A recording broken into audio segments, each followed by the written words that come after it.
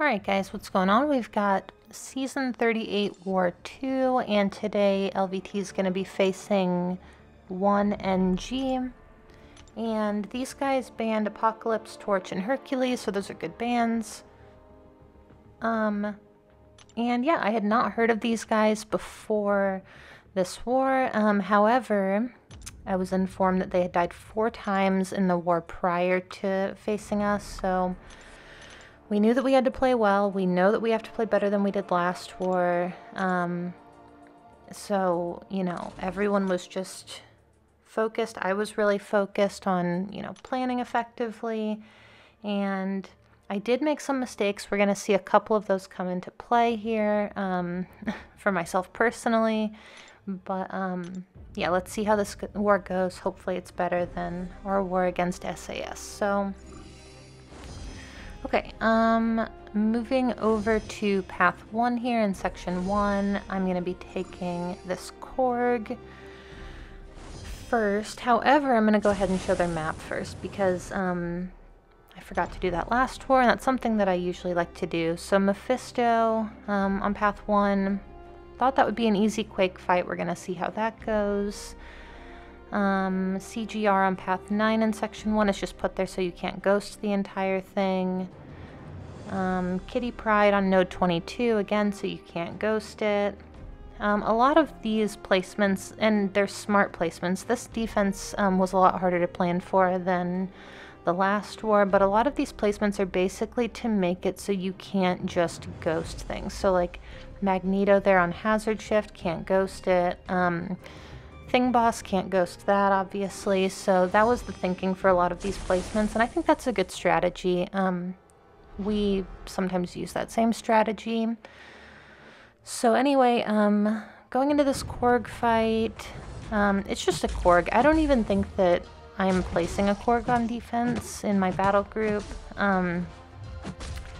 There are just too many counters for him. I guess like if you're banning Apocalypse, it makes sense.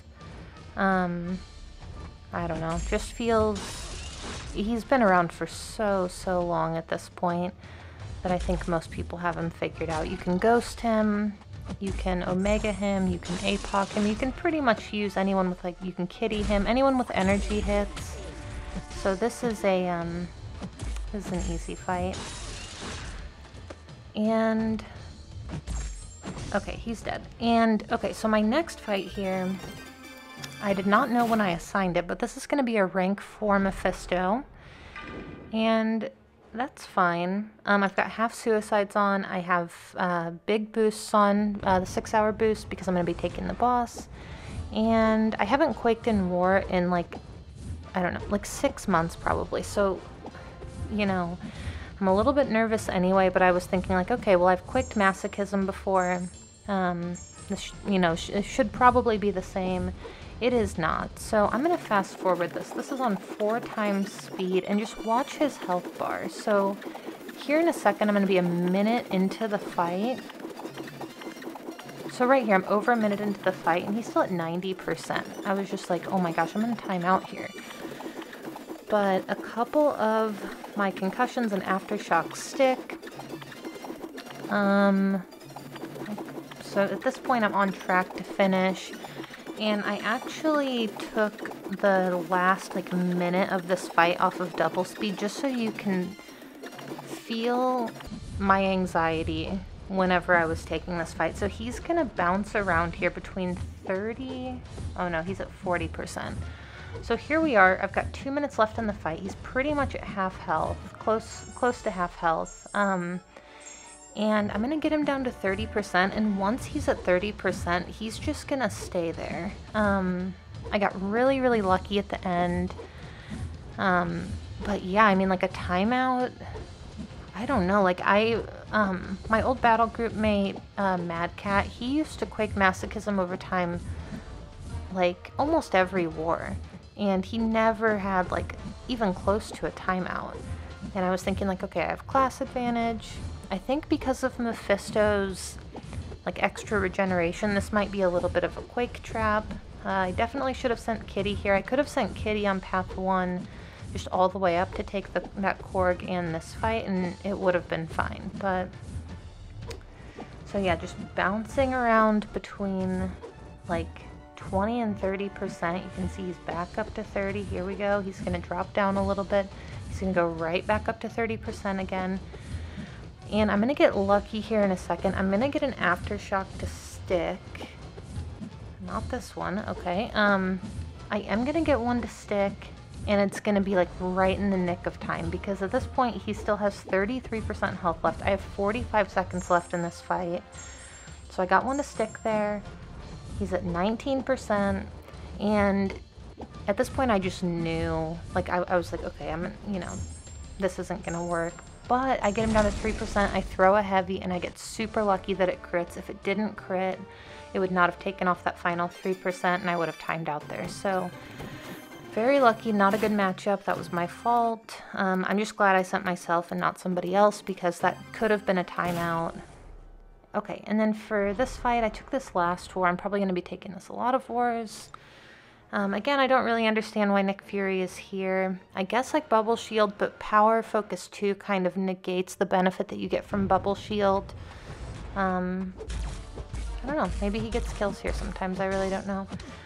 But, gonna use Omega. I'm gonna take quite a bit of block damage. Like, I'm healing some of it back, but Bubble Shield, it lowers your block proficiency. And so here I got rid of it. I reset the Bubble Shield. I'm going to finally lock in some spores. I haven't locked in spores at all yet. I'm like 20 seconds into the fight already. Push him up to his special 2. So that's what makes this fight so easy. Like if this was Power Focus 1 and Bubble Shield, I think this would be a lot better replacement. But if you have a Nick Fury, I think that you can utilize him in different areas of the map. And I may end up eating those words at some point if like I die to him, but even if I die to him, I'm still not going to think it's a very good placement. So, right, intercept with the special 2 here. This should just about finish him, almost. And he's just going to die. So again, very straightforward fight. You can use Kitty there, you can use Apocalypse there, you can use Archangel there. You can use so many people there. And here I'm just going to move up. I shared this lane with KARL, who just completely destroyed it. I'm just going to Quake this Maul for him, though. Quake's a little bit safer than using like a Spidey 2099 without anti-venom on this lane. So I'm going to speed this up for you guys. It is a really fast fight, though. And yeah, so anyone who's been following my channel for a while may remember when I was in 4 Loki, when I first joined, I first pulled Omega Red, and Thing bosses were a big thing. I had a rank 3 6-star Omega Red, and the Thing bosses at the time were like maybe a rank 3 6-star, sometimes like a rank 5 5-star, but that was like the meta at the time, and I could not solo him. Like I literally could not solo this guy. I got assigned him all the time. Finally I got pulled off of that boss after like 6 deaths or something, because I timed out with 5-minute timers. I timed out to the fight because I wasn't paying attention and I kept throwing my special 3s. I still remember it, but I was never given a Thing boss again after that. Well, this time I am assigning my own fight, so I gave myself this Thing boss. This is going to be a rank 4 Sig 200 Thing, and I'm nervous. I'm nervous going into this fight. I know how to fight Thing. Like, all my deaths, those were so long ago, but I don't know, it just, those types of things just stick with you.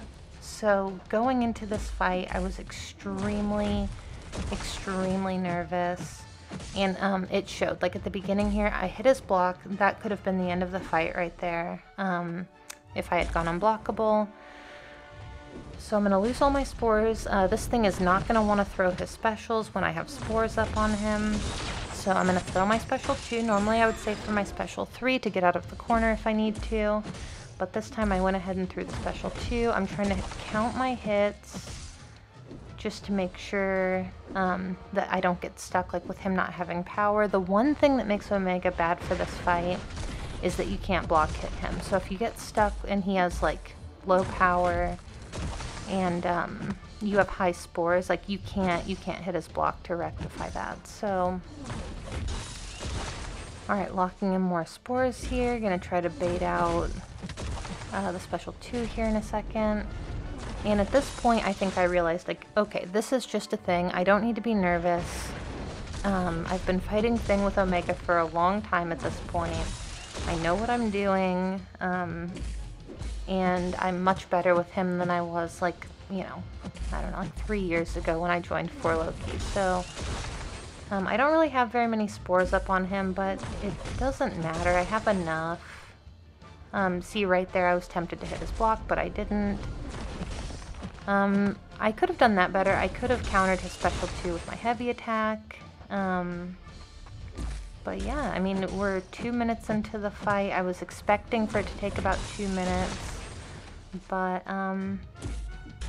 yeah, fight's over. Thing Boss is dead, finally, after, like, years and years of carrying those memories of all the deaths and all the timeouts. I did end up soloing, and of course my battle group is super supportive. I didn't know anyone was watching. I tried to sneak in, but yeah, everyone is just super supportive. It's such a good battle group. And yeah, so we did end up winning this war. We had 4 deaths total. Such a turnaround after last war. My battle group, BG3, we got a donut.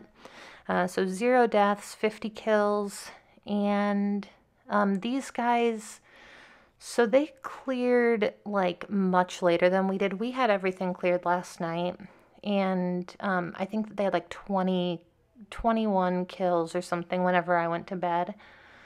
So I think that they just knew that they had died. They weren't really boosting, they weren't healing. I was watching them clear some of their fights, so this is not like indicative of how good they are at all, this 30 or 24 deaths. It was just kind of some throwaway deaths at the end, since the war had already been lost for them. But either way, good war to them. We were definitely on our toes after we heard that they had died 4 times when we saw that we had 4 deaths. And I think that, you know, all 4 of them, maybe 3 of them were completely, like, you know, avoidable. So whenever I saw that we had 4, I was thinking that we were going to tie or maybe lose this war. But yeah, we ended up coming out on top, which is awesome. So hopefully we can take this momentum into the next war and continue to do this well. So, all right, anyway, thank you guys so much for watching, and I will see you in the next one.